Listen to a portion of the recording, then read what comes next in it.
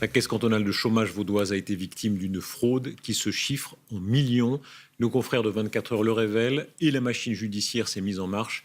Le monde de la construction et le syndicat UNIA sont concernés. Cécile During, Laurent Dufour. Coup de filet spectaculaire cette semaine dans une vingtaine d'entreprises de la construction de plusieurs cantons. Des perquisitions, des interpellations pour déjouer une vaste fraude. Selon l'enquête du ministère public vaudois, de très nombreux travailleurs auraient été déclarés abusivement à la Caisse cantonale de chômage afin de percevoir indûment des indemnités en cas d'insolvabilité. Cela concerne donc des situations de faillite, essentiellement du domaine du ferraillage selon 24 heures, des entreprises apparemment pas affiliées à la fêtière de la construction.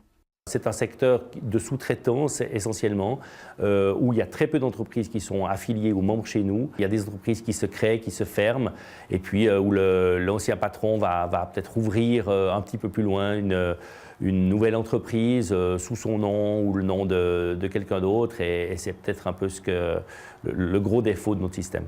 Sur le mode opératoire, peu de certitudes. L'entreprise en difficulté ne paie plus ses employés, fait faillite et déclare, semble-t-il, plus de salariés qu'elle n'en a en réalité. Le patron empoche les indemnités des employés fictifs.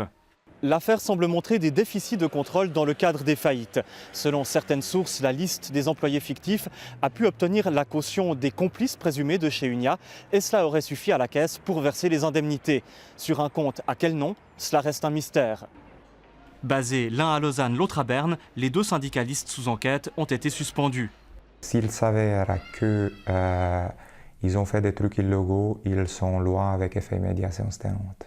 Parce que c'est juste inadmissible que deux collaborateurs du syndicat qui se battent contre ce type de magouille et de fraude soient impliqués dans des trucs comme ça. Lésé, la Caisse cantonale de chômage confirme avoir porté plainte en juillet 2016 et n'en dira pas plus.